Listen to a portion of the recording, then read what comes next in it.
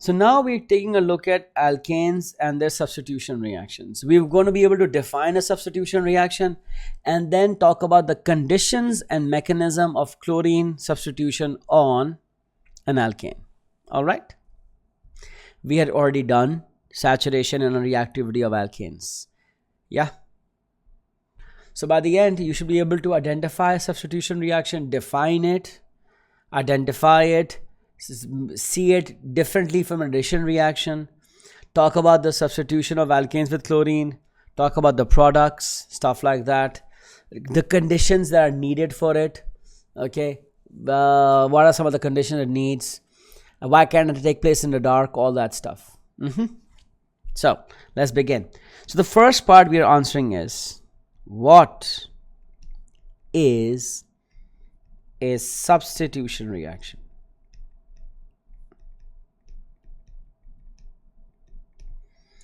What is a substitution reaction? So a substitution reaction is one, and I give you an example. This is one example where we have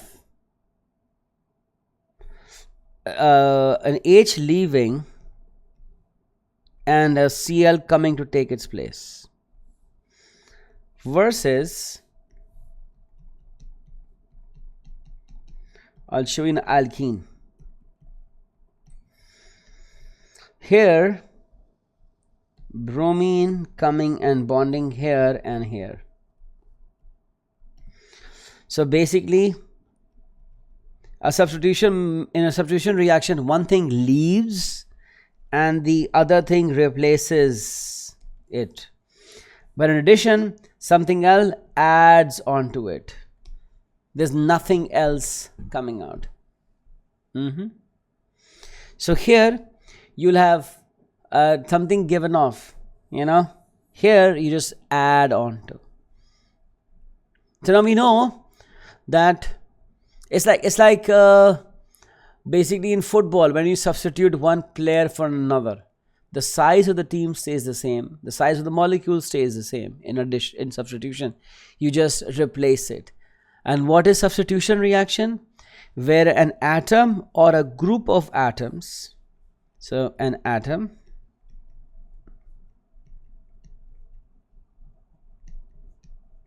or a group of atoms is replaced by another what? Another atom or group of atoms. So basically, an atom or a group of atoms is replaced by another atom or group of atoms. They can ask you to define substitution. Specifically here, that we're doing is, specifically here in alkanes, what happens is, one H atom is replaced by what? One Cl atom. And the H combines with another Cl atom. So there are always going to be two products. It's like this. Let me show you the overall reaction. So you have CH4 and you have Cl2. One of these Cl replaces the H. So literally, I'll take this fellow, I will duplicate this, and I'll show you that the Cl took the H's place and the H got kicked out, but it doesn't go anywhere, it just combines with the second Cl. So if the second Cl I were to draw in orange, that's the Cl combining with H. So it doesn't just go away. Basically, it takes the H, combines with the other. So there is a replacement, if you notice, right there, by the other guy. So there are two products being formed. And this kind of product is called a chloroalkane. It's chlorine that's combined to an alkane. Which alkane did we have here? We had methane. And you have HCl gas being made. So what's the difference? It made two products. If it was addition, two of these guys will combine to make one product. So you're not adding one chlorine, you're replacing a hydrogen with one chlorine atom.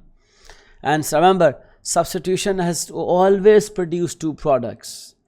The main organic product and a byproduct. The product that we make but we might not need, but it's there. Yeah. So for example, a difference is this. When I talked about addition, right? So this as a smaller version is written as CH4 plus Cl2. One of the four H's gets replaced with a Cl and the other H becomes a Cl. Now if this was this was C2H6, we can do that also. Remember. So one of the H's out of the 6 loses, is gone out. See, is kicked out. One of the H's out of the 6 kicked out, and it is replaced by a Cl. These are called substitution reactions.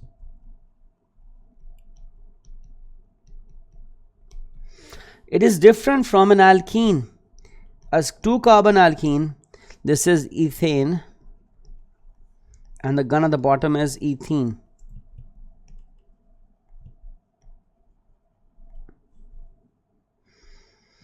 And that with, let's say, Br2. In that case, both the Brs combine here. So you don't even kick off. H's stay the same. Notice something? 4 and 4.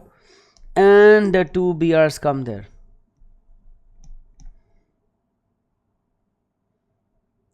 Now if you, and this one is called addition.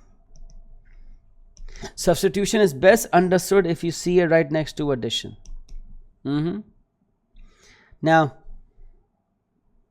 I could also show you the detail of this fellow, C2H6. Now if I drew C2H6,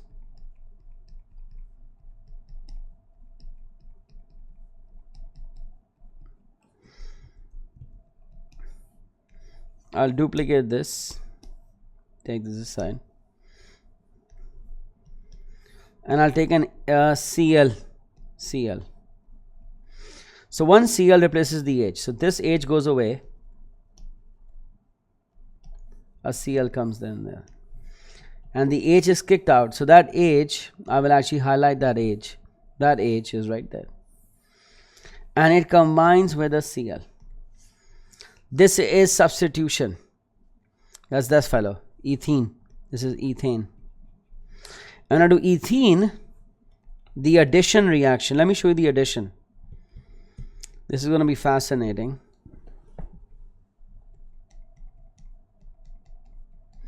So Br, and the reason why we take Br, by the way, is the same as chlorine. You could have done chlorine also. I'm doing Br because it is the specific reaction you have to remember ahead. Now here I'll also duplicate, but instead of replacing an H, what happens is the double bond breaks to become a single bond. Okay, and one Br bonds there and one Br bonds there. Notice there is no second product. That got kicked out, that is still there. All the 4 hydrogens are still there, just the bromine adds on. And that is addition.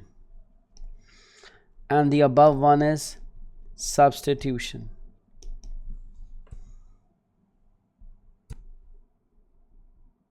Now, the only other thing left to talk about is the conditions for this reaction. And the condition for this reaction is, if you notice the reaction on top. So let me take that reaction. I'll copy this. Can I copy? Copy. I'll go to the next slide. Next page for that matter.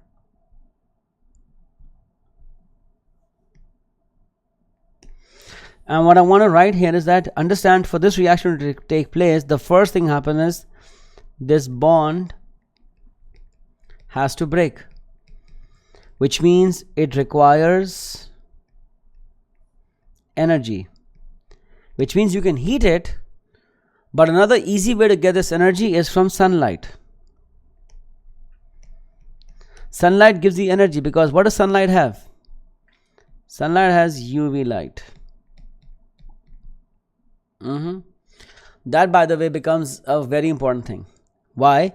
Because if you do this in the dark, so if you take ethane and chlorine in the dark, no reaction. But ethane and chlorine in the sun, reaction. Which one? Substitution. And why? Because think of it like this. What did UV do? It provided, so the sunlight basically provides, or UV light provides, activation energy. And any reaction has activation energy. For example, the reason I'm mentioning is that any reaction has an energy profile diagram. It starts from the reactant, goes up and comes down. So you might have started with an alkane like C2H6 and you can become C2H5Cl, which was right here. This fellow is C2H5Cl right there, C2H5Cl. It requires energy, and that energy is your activation energy, and that is provided by what?